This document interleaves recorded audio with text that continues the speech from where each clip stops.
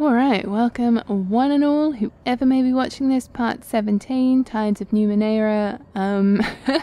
So my original plans in the last video was to, rest somewhere, but instead, I've ended up back in my own mind. A relatable scenario, really. And we met I really want as a companion. Making a note. He looks worriedly to a different corner of the calm. A new portal has appeared where there was only empty space before. They're in there, he says anxiously. Defeating the first fragment opened up the way, but there are a lot of them in there. I can feel them. They're feeding on your mind.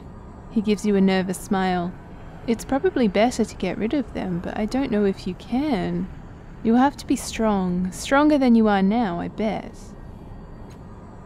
How did get into my mind? Couldn't say, he says, frowning.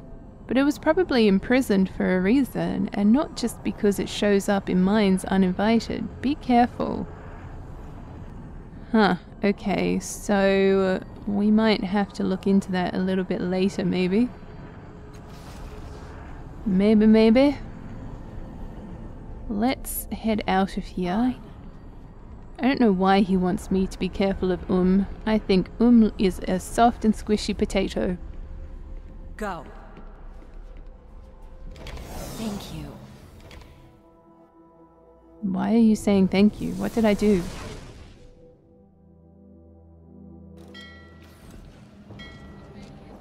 Alright, we're back. Oh, thankfully my loss of health didn't transfer over. That's nice.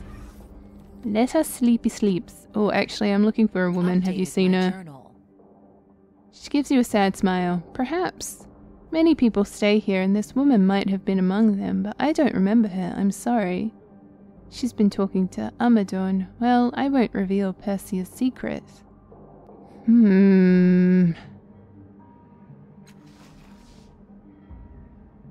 Ooh, 20 shins. Far out, that's so much better than 40. Take it. Here's my money.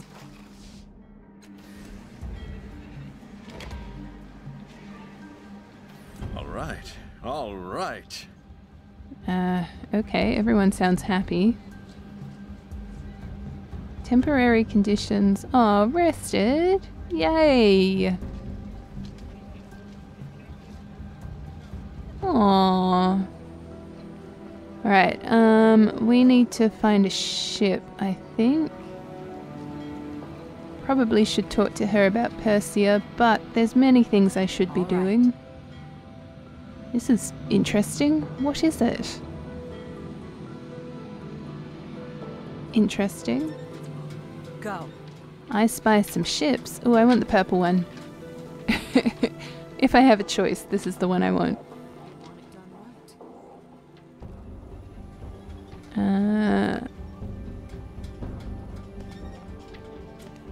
Who would I talk to get on the ship? Not you, apparently. What about Master Renio over there? Sure enough.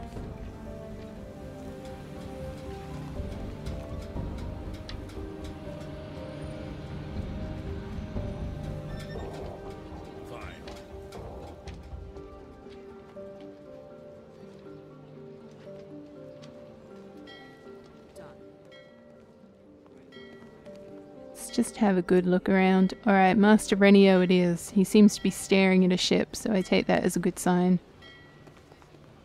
Making a note.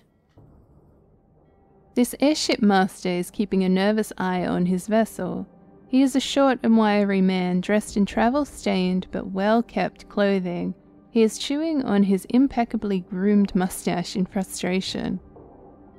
What? Why would you chew on your mustache? As you approach, he turns away from his vessel. Welcome to Master Renio's aerophile adventures. I am afraid that I will not be departing anytime soon, not since the theft. He says the word carefully, as if holding it at bay. I have always taken pains to see the best in people, he confides, swallowing hard. But that was before that runty, glowing, straw-haired idiot stole the coronet, my prized airship. He shakes his head, genuinely distraught. Until that thief is caught, my ship remains in dock, safely shuttered and chained. Can you tell me how your ship was stolen? Of course, he says, looking grateful that you've taken an interest in his plight. The Vagrant asked to borrow my airship first, if you can believe that. I refused, of course, and as politely as possible. He shakes his head slowly, sorrow stealing into his face. I only looked away for a moment to sign some paperwork, and when I turned back, he was already in the air, waving from the railing. I'll help you find him. That would be a great relief, he says, sighing. If you do stumble over him, bring him to me. I want to look the thief in the eyes and ask why he did this to me. Updated my journal. In the meantime, what can Master Renio's aerophile adventures do for you? Have you seen a beautiful woman with purple hair in the area recently? Purple, you say? I cannot say I have, but I have also been preoccupied of late, as you might imagine. My apologies. Farewell. I think the issue that I'm having with the game so far is it's very, I'm just trying to think of the word. Repetitive could be the right word. Simple could also be the right word. I feel like there's another one that it's just not coming to my mind. But like, anytime we need to progress the story, we need to talk to someone who ultimately needs us to do a favor for them in some way, shape or form. And I was really relieved when Makina was like, oh, I need you to do something for me, because I was like, oh, of course she does. And then it just turned out to be go into the Merecaster or whatever and retrieve the memory or whatever. That was a lot more straightforward versus so far all of the different quests that we've had to do. So, kill anyone special today? I could start with you, I suppose. But then the answer would still be no. Ha ha ha, take that! Alright, so we're looking for a thief? Oh wow, where did all of these come from?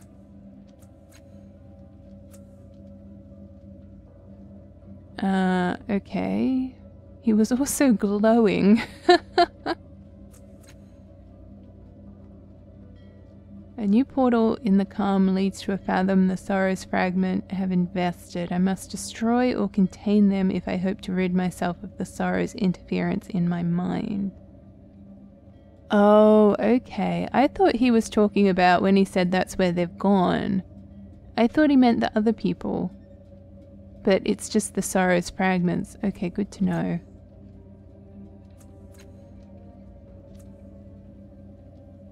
Okay, so the creature I freed, a formless being with an unknown purpose. It is a potato.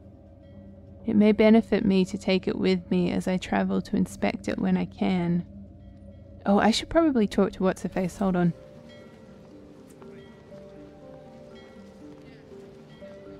All right, out with it. Out with what? Every new cast-off gets strange with older cast-offs. If you're not feeling it now, you will. You look at me and you realize that we are all vessels for the same consciousness, and then you start wondering if we share anything else. She shrugs. We're all a bunch of arrogant preeners with delusions of greatness. That might be about it. So what's your story? She gives you a slow, evaluating look. You were part of my story. What else did you need to know? What happened to you after I left Tash's body in the mere? I don't know when you left. Tash wiped my memories and... Wait, no, Tash died. He died, torn apart by an energy blast, killed forever, that's right. She taps her forehead with the heel of her palm, as if to drive the memory home. Yes, that's it. Gods, you wrote him and you killed him. Her eyes are wide. Such power, you can change the world. She shakes herself to cut off the train of thought. After that, I travelled the world. I went back to Clon to remind myself what humanity does to the strange and different. I realized I had no purpose. I went to Miel Aves to see what our brethren were doing. They hadn't changed at all. They told me to gather power. She barks a laugh. Our Creator made us many things, but most of all he made us mad for strength in all its forms. I scorned their advice, but the more I thought about it, the more I realized the truth. When you're powerful, people can't hurt you, her voice drops. Or the ones you love. Let her continue. So I came to Sagus Cliffs. I started working. One of our brothers hired me, and then he betrayed me. I thought he'd help me, but just like Paj, just like the first, just like Tash, he turned on me. That's when I learnt I can't trust anyone. So I stuck back at him, hard. It was then I decided to make my own organization. That lasted for about a decade. The endless politics inside the group, the recriminations, fighting against other gangs, the inevitable betrayals. Ugh! I gave up on that and went solo. Eventually I went back to the Bloom and worked for the Memavira. The old one, I mean. Those were good years. I felt like I belonged. There was friction, to be sure, but we were a team. And then my favorite mortal got betrayed too. She crosses her arms. You want to know why I was hiding before you found me? It's because I learnt that I am best on my own. If you don't have people, you can't be betrayed. There. You've got your story. Let's not talk about it anymore. I mean, I kind of wish I could ask her why she's traveling with me if she wants to be on her own.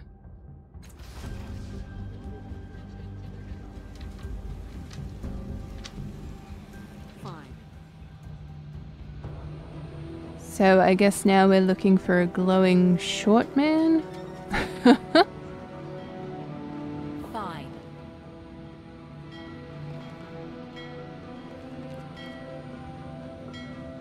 Are you a glowing short man? You've got a name that I'm not going to be able to pronounce.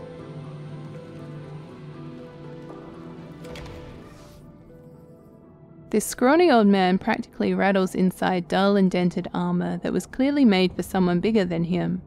Nonetheless, his eyes burn with a bottomless fire, and his smile, as fierce as it is genuine, flashes beneath his graying thicket of a beard. Another night, he bellows, clapping your shoulders with his gauntleted hands. You barely keep your feet. The man is stronger than he looks. Another hero in search of great adventure. You stand before the wandering knight, Quijano del Toboso. What brings you to the summit of Mount Ithiador? She is armed like a knight, though she carries herself strangely. What brings you up here? Do you know, he says, that I am not quite sure. My memory is not what it was. I recall kneeling before my family's armor in our estate some time ago. He blinks slowly. Perhaps I was weeping.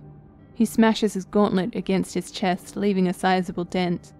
I can't recall, and it doesn't matter, for then I heard a thunderous roar and beheld a great beast in the skies. I donned my armor and gave chase. All right, go on. The horrible beast leered down at me, promising destruction. I promised it death, and it fled across the sky. I followed, darting between the trees. He pauses, frowning. And I don't recall much after that. I remember walking, having various adventures along the way, of course. But I cannot recall why I came here. Ah, he says, raising a finger. Of course.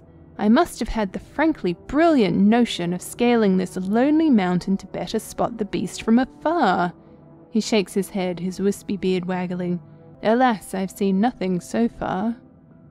Your beast sounds like a particularly large cloud, and I'm pretty sure you ran into a tree. A cloud? He says, chuckling. A tree? The perils facing us in this world of wonders are not so mundane. Others once spoke like her. I wish I could have saved them from the beast. You said you're looking for great adventure? Yes, but I feel like I must speak plainly, he says, plucking at his beard. Too many people have mistaken me for a common mercenary.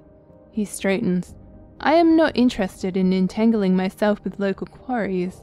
I will not hunt a beast that cannot hunt me in return, and if I am to fight, it must be against a foe of such wickedness that the stars themselves would wink out rather than shine upon a world that could harbour such malevolent creatures. The Stitcher are digging tunnels underneath the city, causing homes to collapse into the sea. Diggers under the ground? He shakes his head. No, I've never been much of a digger myself, better with a blade than a shovel. To prevail against diggers, you need a digger of your own, not a knight like me.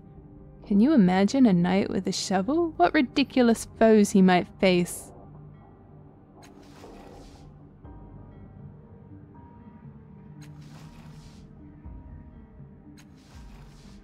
Okay, so apparently I have to find an enemy that's worthy of him. I was actually kind of hoping that we could take him on as another NPC, because he sounds like an awesome tank. Little bit crazy, but awesome. One moment, and it's done.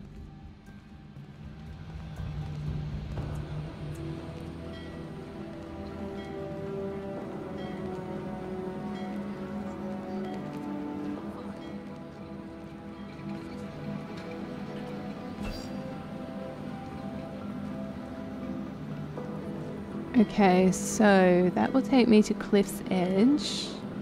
That will take me to the government square. Oh, well that's handy dandy. Why Okay. are you always sighing, Aligern? You don't know my history. You wouldn't understand. So, boredom then? In case you haven't noticed, you don't have a monopoly on tragedy here. She's got a fair point. Okay, Sylph.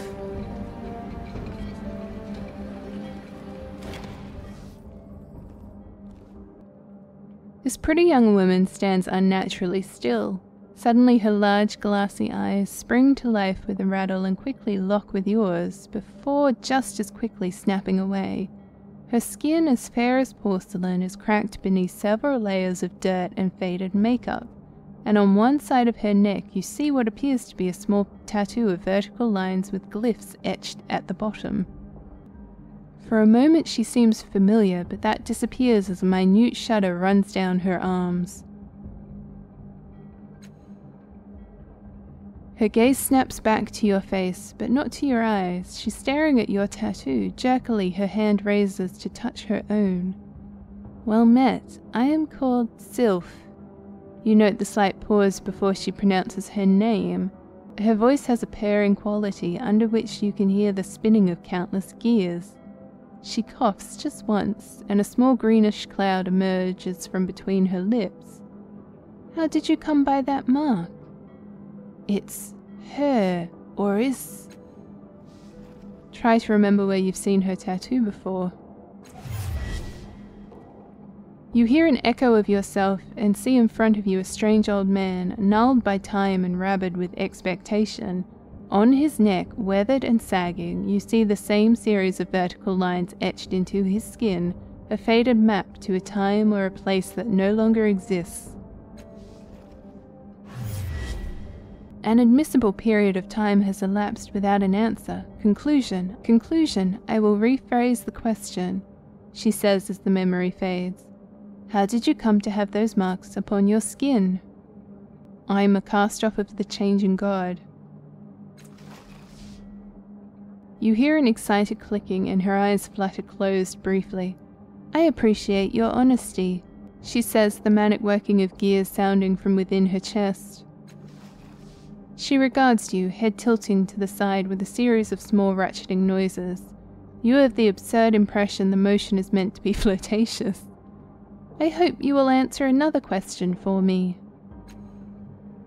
Her voice takes on a more eloquent tone, deeper and richer than you've heard from her before. I wonder if you might have heard this old riddle before. She clears her throat and begins as if reciting from memory. What comes in with breath and out with a word transmutes upon death but can't be conferred. The words sound vaguely familiar, resonating in your mind even after she stopped speaking. Old, ha, it's what you've done for centuries. You told me. It has to be life, but I want to try to remember where I've heard the riddle before.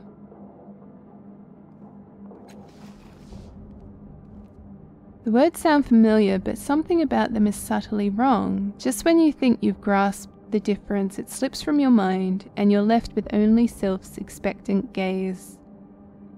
I'm going to say life. I'm not super confident, but... An adequate answer, she says, but incorrect. Yeah, okay. She raises one hand to form a curious sign with her fingers. When she goes to release it, however, her index finger stays frozen in place, and it takes her some moments to disengage it. I have one last question to ask of you. You may not have an answer. She looks beyond you, remaining still for some moments while the gears inside her stomach clatter and whir. Then she meets your gaze again and asks her question. What would you do if you met someone who had succeeded at your life's work before you and they refused to share their method? I would find a new life's work. Then you are a better woman than many. She seems strangely heartened by your reply. I apologize, I have no more questions for you, she says, bowing slightly. I guess I shall examine her more. Ooh, I've got two options. Try to remember where I've seen her before.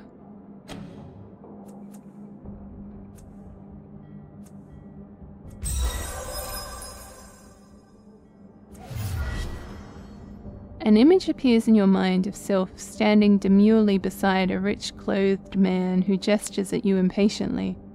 Sure, she's old, but she can still work.